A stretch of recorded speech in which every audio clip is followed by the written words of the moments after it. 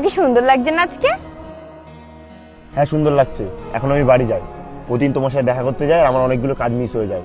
So please এখন আমি বাড়ি যাই, তোমার সাথে পরে কথা হবে।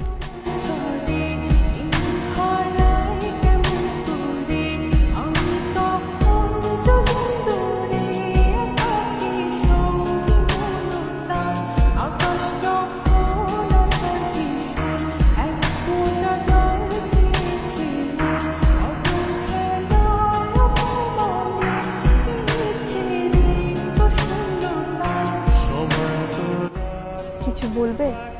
হ্যাঁ বলছি, তুমি চেনো আমাকে? পরিচয় না দিলে কি করে চিনবো? আমি রিজু।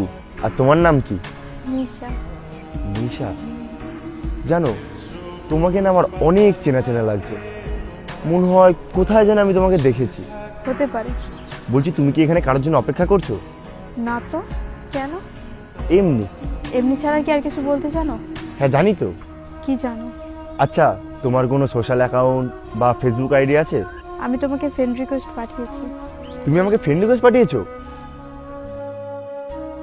আচ্ছা, আমি তোমাকে বাড়ি গিয়ে এসএমএস করবো, ঠিক আছে? তোমার ইচ্ছা। রিপ্লাই দিও কিন্তু।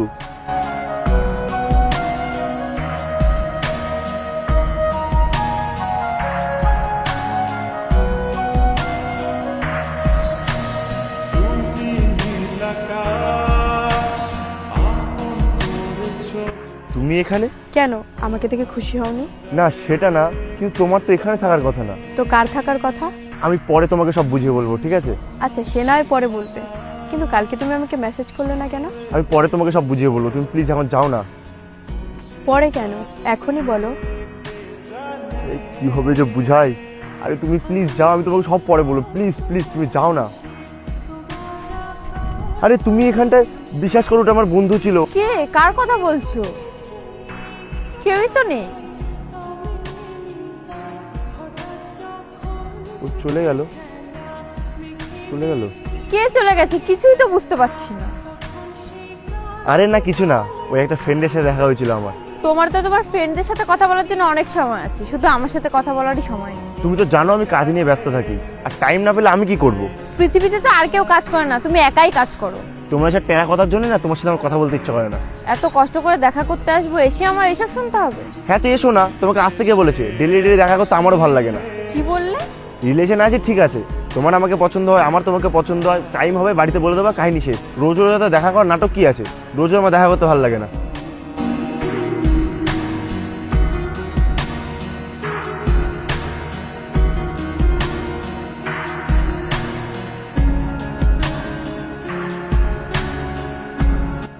তুমি এখানে কেন? তুমি আমাকে ওখান থেকে যেতে বলেছো, এখানে আসতে তো বারণ করনি। তাই বলে তুমি আমার বাড়িতে চলে আসবে? তুমি বলে সব কিছু বলবে, কিছুই তো বললে না।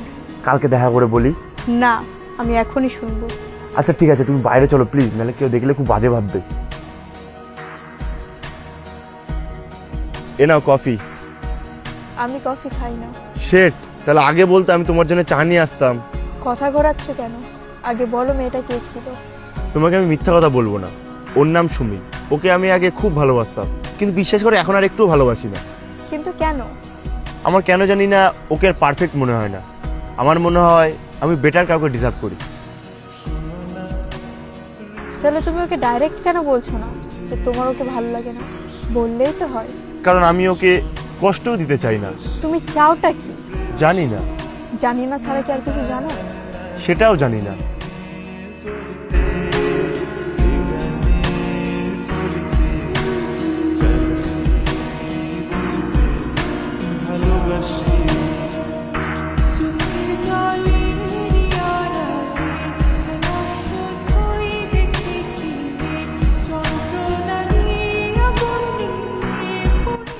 হ্যাঁ কি হয়েছে বলো?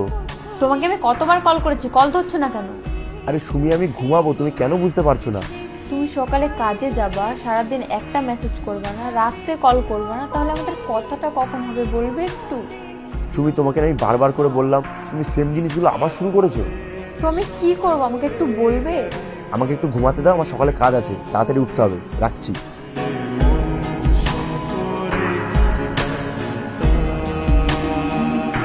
জীবন যখন থমকে দাঁড়ায়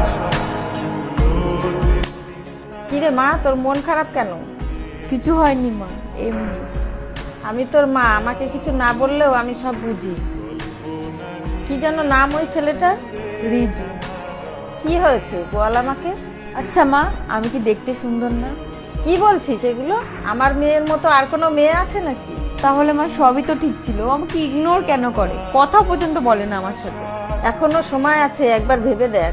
ভালোবাসা বারবার আসে, বিয়ে একবারই হয়।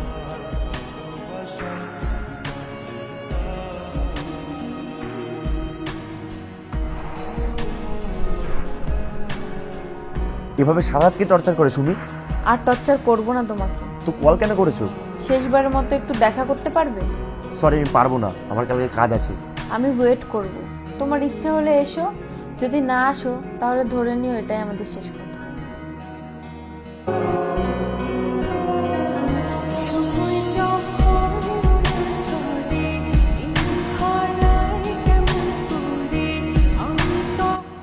এখন চুপচাপ বসে না থেকে বলো কি বলবা।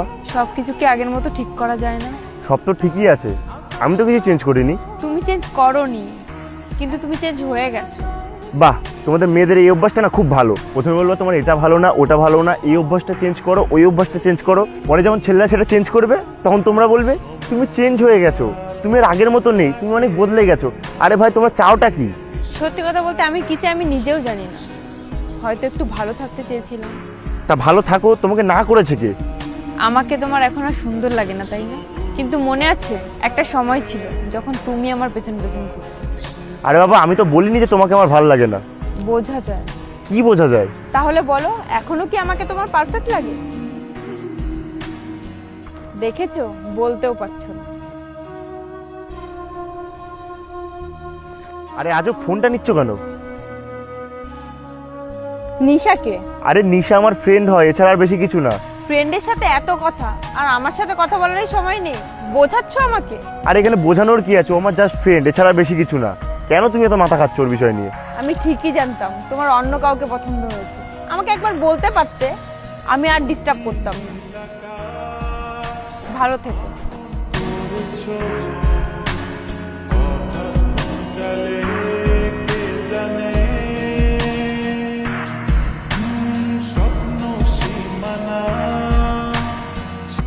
কি হয়েছে?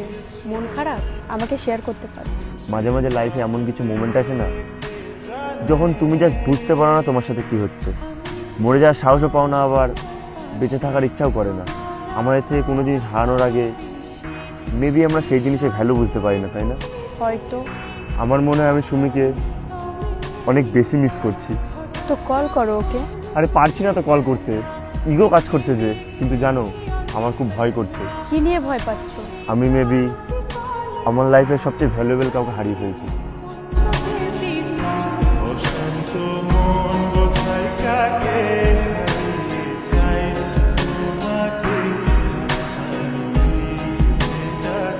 সুমি, আমার সাথে কালকে একবার শেষবারের মতো দেখা করতে পারো প্লিজ? একবার প্লিজ দেখা করো না।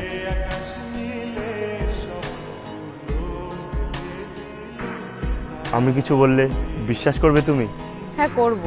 আমি প্রমিস করছি আমি আর কখনো নিশার সাথে কথা বলবো না। আমাকে একটা সুযোগ দাও প্লিজ। আমি ভালো করেই জানি তুমি ওর সাথে আর কথা বলবে না। মানে? কি ব্যাপার সুমি, হঠাৎ আসতে বললে আজকে আমাকে? হ্যাঁ, একটু দরকার ছিল গো। কি দরকার? তুমি তো রিজুর অনেক ভালো বন্ধু, তাই তোমাকেই কথাটা শেয়ার করছি।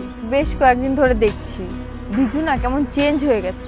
যেই ছেলেটা একসময় আমার পেছন পেছন ঘুরতো, আমাকে এত ভালোবাসতো, সে আমাকে ফোন করে না, আমার সাথে কথা বলে না, ইভেন একটা মেসেজ পর্যন্ত করে না। একটা সত্যি কথা বলবে তুমি, ও কি অন্য কাউকে পছন্দ করে? আচ্ছা, তাহলে তোমাকে রিজুর বিষয়ে একটা কথা বলি, যেটা তুমি হয়তো আগে জানতে না। হ্যাঁ বলো। আসলে ব্যাপারটা হচ্ছে কি, রিজু নিজে নিজে ইমাজিনারি ফ্রেন্ড বানায়, মানে কাল্পনিক ক্যারেক্টার, যার রিয়ালিটির সাথে কোনো সম্বন্ধ নেই। কি বলছো তুমি এসব? আমি ঠিক বুঝলাম না। ব্যাপারটা এরম হচ্ছে কি, রিজুর মাইন্ড থেকে নতুন নতুন ক্যারেক্টার বেরায়, যাদের সাথে রিজু দেখা করে, কথা বলে এবং আরও অনেক কিছু। কিন্তু মজার বিষয় এটাই যে সেই ক্যারেক্টারগুলো রিয়েল লাইফে এক্সিস্ট করে না। আর এটা তাদের সাথেই হয় যাদের ডিসোসিয়েটিভ ডিসঅর্ডার থাকে। সেটা আবার কি? তুমি খেয়াল করে দেখেছো কিনা জানি না, কিন্তু রিজু কখনোই নিজের ছোটবেলার কথা কাউকে শেয়ার করে না। কিন্তু আমার মনে হয় সেটা তোমার জানা উচিত। রিজুর মা বাবা দুজনেই ছিল সাংবাদিক, কিন্তু একটা পলিটিক্যাল ইস্যুর জন্য দুজনকে রাতারাতি মার্ডার করে দেওয়া হয়, তাও আবার রিজুরই চোখের সামনে। আর তখন থেকেই একা থাকতে থাকতে সে ইমাজিনারি ফ্রেন্ড বানানো শুরু করে আর তাদের সাথে কথা বলা শুরু করে। আসলে ওর লাইফটা একটা সিনেমা। কিন্তু আমি ওর ফোনে নিশা নামে মেয়েটার সঙ্গে চ্যাটিং দেখেছি। হ্যাঁ হতে পারে, কিন্তু তুমি কি তার প্রোফাইল পিকচারে কোনো মেয়ের ছবি দেখেছো? আসলে রিজু দুটো ফোন দিয়ে নিজেই অ্যাকাউন্ট ক্রিয়েট করে নিজের সাথে নিজে কথা বলে। তাহলে এখন উপায়? একটু ওয়েট করো, তুমি ওর রিয়েল লাইফ থেকে দূরে সরে গেলে ও নিজে থেকেই তোমাকে খুঁজতে শুরু করবে। কি বলছো তুমি এগুলো? তোমার মাথা ঠিক আছে তো?